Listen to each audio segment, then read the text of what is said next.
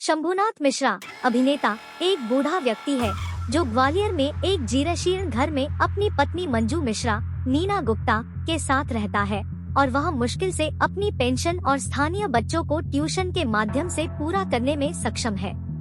उनका एक बेटा है जो अपने परिवार के साथ अमेरिका में बस गया है और उसे अपने माता पिता की कोई चिंता नहीं है। अपने बेटे को यूएसए भेजने के लिए शंभुनाथ ने एक बैंक और एक लोन शार्क प्रजापति पांडे सौरभ सचदेवा से अपना घर प्रजापति को गिरवी रखकर भारी कर्ज लिया। बैंक की ईएमआई अपने आप उनकी पेंशन से कट जाती है और कभी कभी प्रजापति को अपनी किस्त का भुगतान करने में उनकी कमी हो जाती है। प्रजापति अपराधी होने के नाते शंभुनाथ का शोषण करता है। नैना एक चुलबुली स्कूल जाने वाली बच्ची है जो मिश्रा परिवार के जीवन में खुशी का एकमात्र स्रोत है, जिसका जीवन अन्यथा दुखद है। वह ट्यूशन के लिए उनके घर आती है। शक्ति सिंह मानव विज एक भ्रष्ट पुलिस वाला है जो प्रजापति के पेरोल पर है। हालांकि शक्ति अपनी बढ़ी हुई आपराधिक गतिविधियों के लिए अधिक रिश्वत की मांग करता है। प्रजापति नाराज है, लेकिन उनके पास कोई विकल्प नहीं है क्योंकि वह स्थानीय विधायक दादा के लिए एक फ्रंटमैन है जो पर्दे के पीछे से आपराधिक अभियानों को संभाल रहे हैं। प्रजापति नहीं चाहते कि मामला दादा तक पहुंचे और उन्हें जल्दी से पुलिस वाले से निपटने का तरीका सोचना होगा।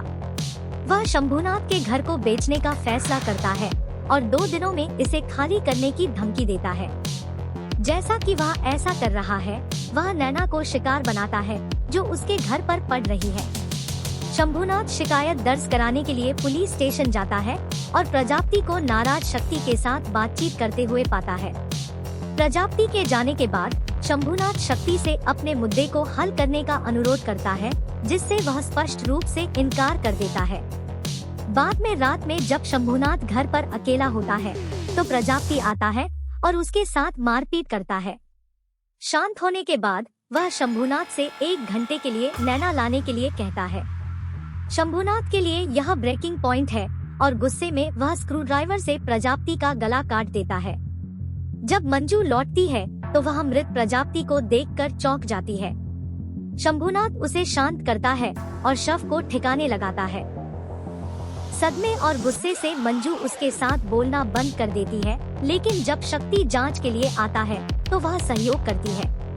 हालांकि वह टूट जाती है जब प्रजापति की व्यथित पत्नी अपनी बेटी के साथ आती है और अपने पति के बारे में कोई जानकारी मांगती है।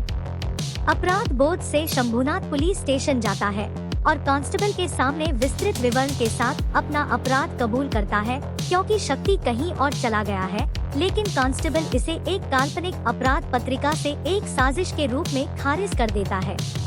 जब शंभुनाथ प्रजापति की हत्या के अपने मकसद का खुलासा करता है तो वह पूरी तरह से समर्थन करती है और वह अपराध मुक्त महसूस करता है।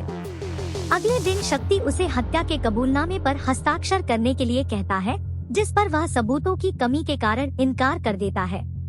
शक्ति बाद में पुलिस स्टेशन के बाहर उससे मिलती है और उससे कहती है कि अगर वह उसे प्रजापति का फोन सौंपता है तो वह हत्या के आरोपों से मुक्त हो जाएगा, जिसे शंभुनाथ फिर से मना कर देता है।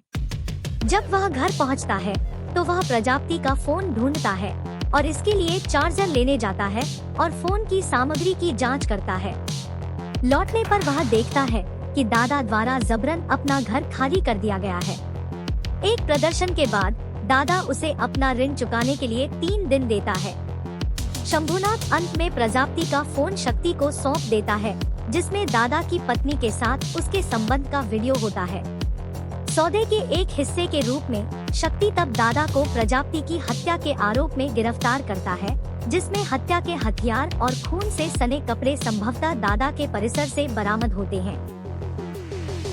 इस सभी उथल पुथल के बाद शंभुनाथ और मंजू ने अपना घर नैना और उसके परिवार को सौंप दिया, जिसे एक गरीब घर में रहते हुए दिखाया गया है। वीएड फिल्म का शीर्षक ही दुश्मन को मारने के एक भव्य योद्धा जैसे कार्य का सुझाव देता है। राजीव बर्णवाल और जसपाल सिंह संधू की पहली फिल्म ग्वालियर में एक छोटी सी निजी लड़ाई की कहानी को एक छोटे से घर में ले जाती है। फिल्म स्टारर संजय मिश्रा और नीना गुप्ता ने फिल्म को संभावित स्तर तक पहुंचा दिया है, हालांकि अपेक्षित प्रभाव बनाने में विफल रही है।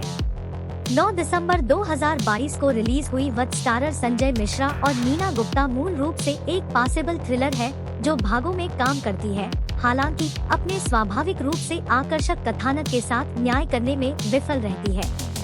फिल्म में शंभुनाथ मिश्रा की कहानी दिखाई गई है, जो एक स्कूल मास्टर है जो नीना गुप्ता द्वारा अभिनीत अपनी पत्नी मंजू के साथ एक घटनारहित जीवन जीता है। सौरभ सचदेवा द्वारा निभाए गए प्रजापति पांडे नामक एक लोन शार्क द्वारा उन्हें लगातार परेशान किया जाता है। यह कुछ ऐसा है जिससे वह बहुत नाराज है। शंभुनाथ की दुनिया तब उलट जाती है जब वह असामान्य परिस्थितियों में अपराध करता है। बाकी के दृश्य उनके ट्रैक को कवर करने और जेल से बाहर रहने के उनके प्रयासों के इर्द गिर्द घूमते हैं। फिल्म इस बारे में नहीं है कि शंभुनाथ पकड़ा जाता है या नहीं, या यहाँ तक कि उसका छुटकारा भी मिलता है। एक सरल पूर्व मध्यांतर भाग के बाद अप्रत्याशित मोड़ है जो फिल्म को सांसारिक से बाहर निकालता है। वह फिल्म समीक्षा के परिणामस्वरूप नायक और उसके बेटे के बीच के दृश्य भी वास्तव में उतनी अच्छी तरह से काम नहीं करते हैं जितना वे कर सकते थे। उन्हें प्रभाव बनाने के लिए अधिक सूक्ष्म होने की आवश्यकता थी।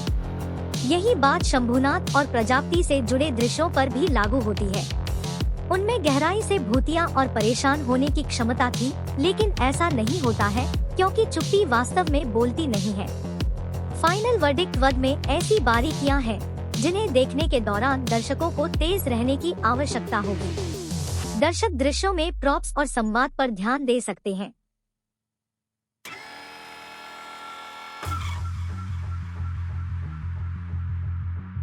आप दृश्यों और प्रजापति की हत्या के बीच समानताएं भी देख सकते हैं। उदाहरण के लिए फिल्म में चूहे के भागने का दृश्य।